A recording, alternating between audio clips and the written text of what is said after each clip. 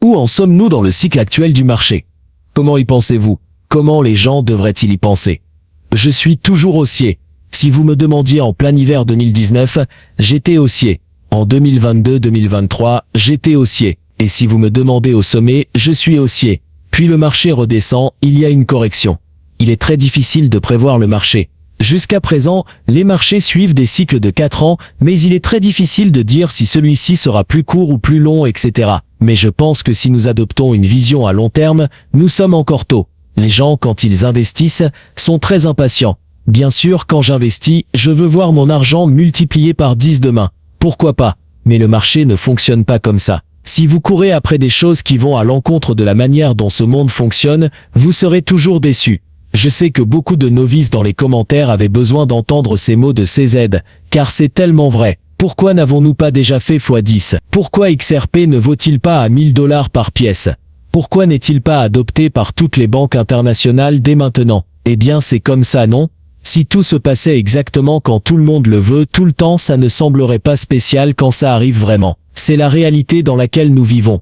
Il faut être patient et persévérant sur ces marchés. Et oui, je crois fermement que cette course haussière va devenir bien plus folle quand elle se produira. Vous vous sentirez idiot d'avoir jamais râlé ou d'avoir été contrarié à propos du prix de XRP aujourd'hui. Cela dit, nous allons explorer aujourd'hui une conversation entre Raoul Pal et CZ de Binance où ils abordent ce sujet en détail. Et les amis, je dois dire c'est un contenu incroyablement génial aujourd'hui, alors assurez-vous de prêter une attention particulière et de cliquer sur le bouton j'aime pour que tout le monde puisse le voir. Entrons dans la vidéo. L'idée des réserves stratégiques est aussi un sujet brûlant que les gens observent. Parlez-nous de cela et de ce que vous entendez. Quelques pays sont extrêmement avancés sur ce sujet. Je pense à Bhoutan, je crois que Sa Majesté le roi du Bhoutan est en ville aujourd'hui, et c'est un adopteur précoce de la crypto. C'est un homme très intelligent.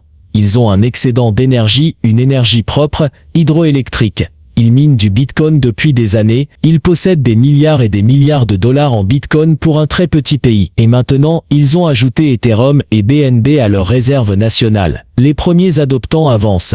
Selon les informations publiques, les États-Unis semblent ne plus vendre leur Bitcoin. Vous savez, certains d'entre nous, les OG, espéraient que les gouvernements vendraient leur Bitcoin pour que d'autres puissent l'acheter à bas prix. Et avec cette administration américaine, ils sont très avisés en affaires. Ils comprennent ce qui a de la valeur. Maintenant qu'ils l'ont compris, avec les États-Unis, l'une des plus grandes économies mondiales, qui détiennent du Bitcoin constituant une réserve crypto, les autres pays sont forcés de le faire, car plus vous tardez, plus la crypto sera chère. Nous discutons avec de nombreux pays pour les conseiller sur la manière de constituer une réserve stratégique crypto, et aussi sur des choses très simples, des bases fondamentales comme quelle solution de portefeuille utiliser. Utilisez-vous une solution de garde professionnelle ou vos propres portefeuilles froids? Avez-vous assez d'expertise pour construire ce type d'infrastructure, etc.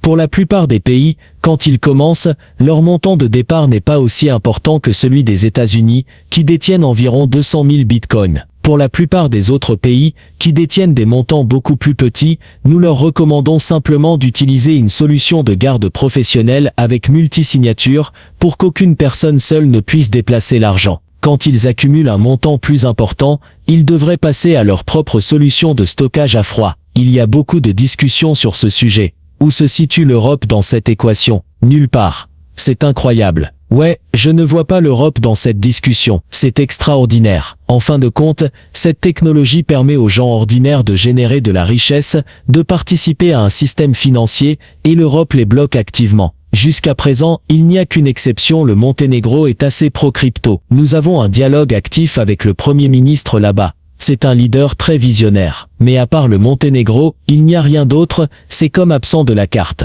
Qu'est-ce qui vous enthousiasme quand vous regardez les marchés crypto ces jours-ci? Quelles innovations, quelles choses se passent qui vous font dire « c'est vraiment intéressant ». Je pense que dans l'industrie crypto, il y a beaucoup d'argent qui circule, mais tout le monde court après des gains à court terme. J'aimerais aider les fondateurs à construire de vrais produits. Je suis un bâtisseur moi-même.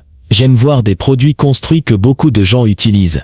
C'est la métrique la plus importante. Ce n'est pas le prix du jeton, ni autre chose. Il s'agit de construire des cas d'utilisation pour les gens. C'est pourquoi je passe la majorité de mon temps aujourd'hui, avec des fondateurs dans des laboratoires faciles, à discuter avec eux, à examiner différents projets, à essayer de les aider. il y a encore beaucoup de fondateurs solides. Leurs voix sont un peu étouffées en ce moment. Nous devons aider ces fondateurs à être plus bruyants, plus actifs, plus engagés dans la communauté, à lever des fonds, à concevoir une tokenomique à long terme appropriée, etc. C'est là que je passe beaucoup de mon temps. Comment pensez-vous que l'IA va changer cette industrie, au-delà des développeurs utilisant l'IA pour coder plus vite? Je pense que l'IA a beaucoup de cas d'utilisation. Tout d'abord, je crois que l'IA va complètement transformer l'expérience utilisateur, la manière dont vous interagissez avec la blockchain. L'UX va complètement changer. L'IA a tellement d'applications différentes. Malheureusement, cette industrie est née avant l'IA. Nous devons transformer cette industrie en une industrie compatible avec l'IA, que ce soit pour les applications que nous construisons, les outils de produits, le support client, la gestion des risques, la surveillance des risques. Et l'IA elle-même peut utiliser la blockchain. Comme je l'ai tweeté auparavant, la monnaie pour l'IA est la crypto. L'IA ne va pas passer une carte ou entrer un code SMS. Ça ne fonctionne pas pour l'IA.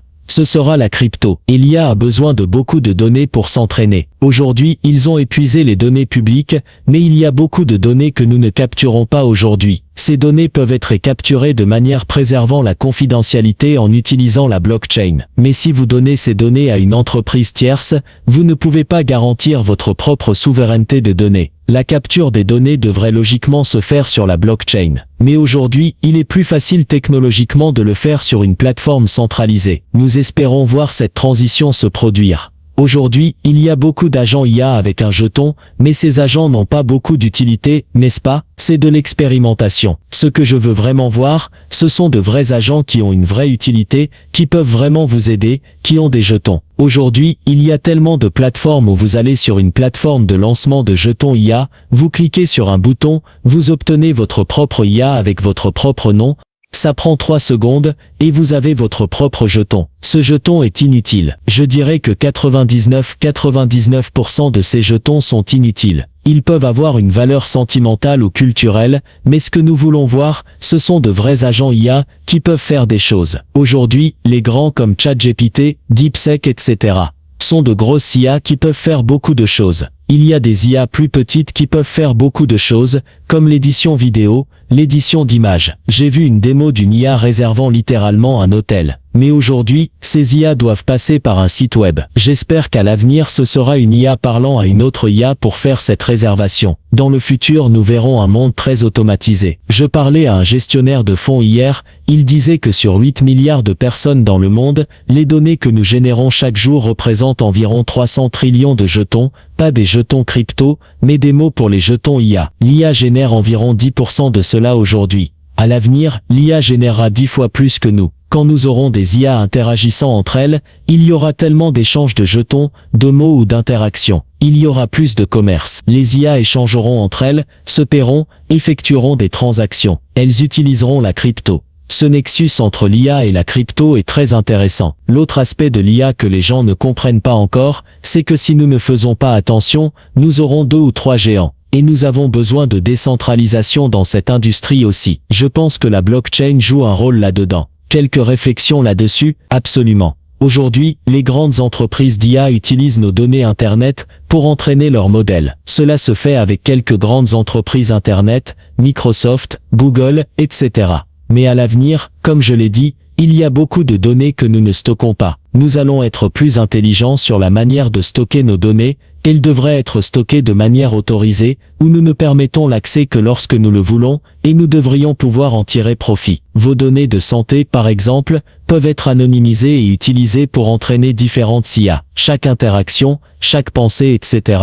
Si vous le souhaitez, vous devriez pouvoir la numériser, la tokeniser, et en tirer profit. À l'avenir, je pense que nous rendrons hommage aux premières plateformes centralisées qui ont l'échelle pour innover. Mais une fois que l'industrie est prouvée, la décentralisation suivra. Nous l'avons vu avec DeepSeek, ils ont ouvert leur modèle en open source, et maintenant tout le monde peut l'utiliser à une fraction du coût. Je pense que nous verrons plus de cela à venir. L'avenir sera assez décentralisé. Je veux que vous réfléchissiez à cet avenir que CZ décrit. Des agents IA partout, cherchant constamment les meilleures offres possibles sur tout ce que vous pourriez vouloir en un claquement de doigts, tout cela alimenté par la technologie blockchain. Si la crypto-monnaie est utilisée pour cela, pensez à l'ampleur que cela prendra. Pensez à l'importance d'avoir toutes ces plateformes IA différentes, tout alimenté par des jetons, qui effectuent toutes des transactions avec des jetons. Cela va alimenter des trillions et des trillions de dollars de transactions chaque jour à l'échelle internationale, car la productivité va augmenter, le nombre de transactions va augmenter, le nombre de personnes échangeant va augmenter de manière astronomique. Cela va changer le monde tel que nous le connaissons. Voir ce discours entre CZ et Raoul Pal a complètement changé ma vision sur l'ampleur que la crypto-monnaie pourrait atteindre. Cela ne prend même pas en compte ce que CZ a décrit, tous ces gouvernements adoptant le Bitcoin, toute ces tokenisations d'actifs du monde réel. Non, cela ne parle que du commerce pur, quelque chose qui existe aujourd'hui et qui va croître de manière astronomique, devenir plus international, plus global avec le temps. Je dois dire que c'est incroyablement excitant. C'est pourquoi je suis personnellement extrêmement haussier sur la crypto-monnaie. Je veux inviter tout le monde à rejoindre mon groupe de trading, où je partage toutes mes entrées, toutes mes sorties, tout dans mon Discord, dans mon Telegram. Vous pouvez choisir celui que vous voulez rejoindre. C'est totalement gratuit. Nous avons actuellement 2 bonus d'inscription incroyables avec BTCC et BitNX. Alors ne manquez pas ces opportunités exceptionnelles pour vous impliquer et profiter de ces énormes bonus uniquement disponibles via mon lien. C'est un processus simple en 3 étapes, inscrivez-vous, déposez, puis soumettez votre email et votre ID utilisateur d'Exchange dans ce formulaire. Après avoir complété les 2 premières étapes, vous aurez accès à mon Discord ou Telegram, où vous pourrez voir toutes mes transactions, et nous faisons un carton là-dedans, avec plus de 300% de gains. C'est absolument incroyable ce que nous avons accompli en quelques mois. Vous pouvez profiter de tout cela, voir toutes mes transactions, et rejoindre notre communauté géniale en même temps. Merci à tous d'avoir regardé aujourd'hui, j'espère que cette vidéo vous a été utile. Si c'est le cas, aimez et abonnez-vous, et je vous verrai la prochaine fois. À bientôt.